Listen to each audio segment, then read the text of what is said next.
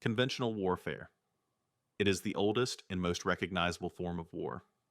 It involves organized military forces, armies, navies, and air forces facing off in open combat. The focus is on winning battles through firepower, movement, and control of territory. Wars like World War I and World War II are the most well-known examples. Conventional warfare usually involves clearly marked enemies, uniforms, front lines, in an attempt to follow international rules like the Geneva Conventions. However, that doesn't make it any less deadly. The main goal is usually to force the enemy to surrender, conquer land, or destroy military capabilities. Despite the rise of modern technology, conventional warfare remains a key part of most military strategies today.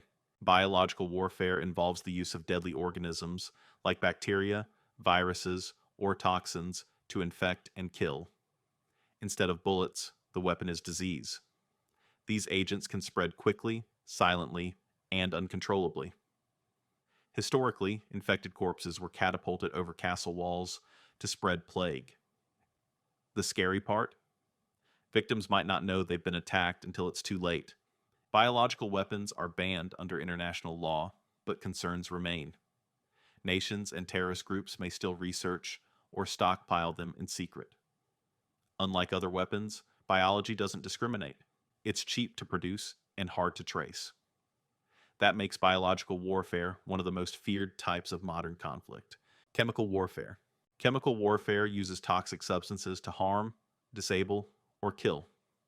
The first large-scale use came in World War I, when chlorine and mustard gas caused horrific injuries and mass panic.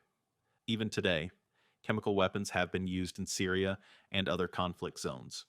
Some examples include sarin gas, VX nerve agent, and tear gas used at military levels.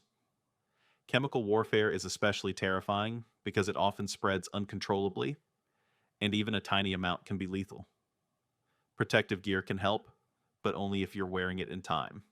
Most of the world has banned chemical weapons under the Chemical Weapons Convention, but enforcement is difficult. When they're used, it's a sign that war has crossed a dark line. Nuclear warfare. Nuclear warfare is the most devastating form of human conflict. It uses nuclear bombs, devices that release massive energy through atomic reactions. When dropped on Hiroshima and Nagasaki in 1945, 2 nuclear bombs killed over 200,000 people, most within moments. But nuclear weapons aren't just about the blast. They produce radiation that poisons the air, water, and land for decades. One bomb can flatten a city. Dozens could end civilization. That's why nuclear war is often considered unthinkable. Yet today, multiple countries possess thousands of nuclear warheads. They serve as deterrents. If you attack us, we'll destroy you too. This uneasy balance is called mutually assured destruction. No one wants to use these weapons, but everyone prepares to. Accidents, misunderstandings, or rogue actors could start a chain reaction of global consequences. Nuclear warfare is the ultimate threat. A single moment of madness could rewrite history forever. It's not just war, it's apocalypse. Cyber warfare. Cyber warfare takes the battle online. There are no bombs or soldiers, only keyboards, code, and strategy. In cyber warfare, hackers break into networks to steal secrets, sabotage systems, or disrupt daily life. Cyber attacks have targeted elections, banking systems, military satellites, and even nuclear reactors. Cyber warfare is dangerous because it's hard to trace. Who did it? When? From where? Attacks can be launched across the world in seconds. Some countries, like the US, China, and Russia, have built elite cyber units.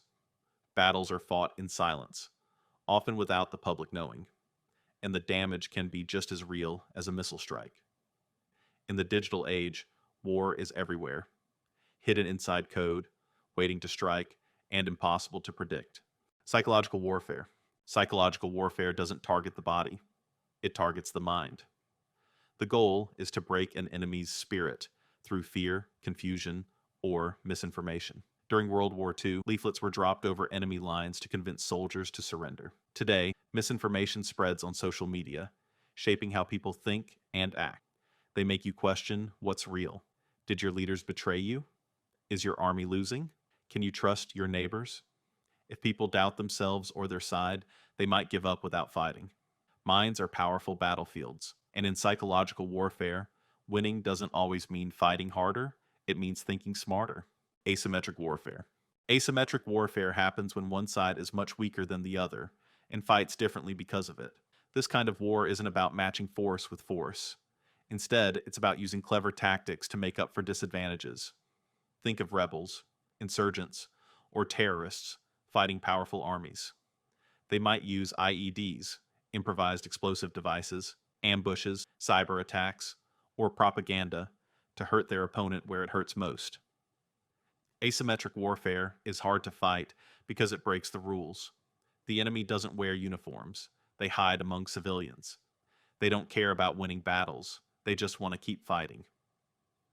Countries like the US have faced asymmetric warfare in Iraq and Afghanistan, where high-tech weapons were often useless against roadside bombs or lone attackers.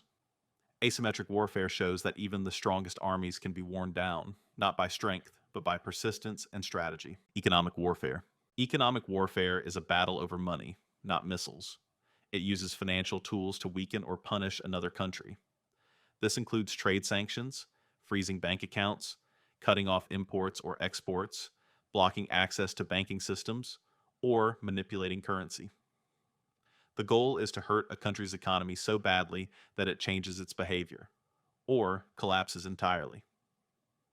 Countries like the US have used sanctions against Iran, Russia, and North Korea. Economic warfare is powerful because it doesn't require physical conflict, yet it can cause hunger, inflation, unemployment, and public unrest. It's also a long-term weapon, one that slowly drains resources and morale. But it can also backfire, hurting allies or civilians more than governments. In an interconnected world, economic warfare can trigger global consequences. It's quiet, complex, and cold. And when used well, it can do what armies cannot: bring a nation to its knees without a single shot fired. Don't forget to like and subscribe. Let me know in the comments your ideas.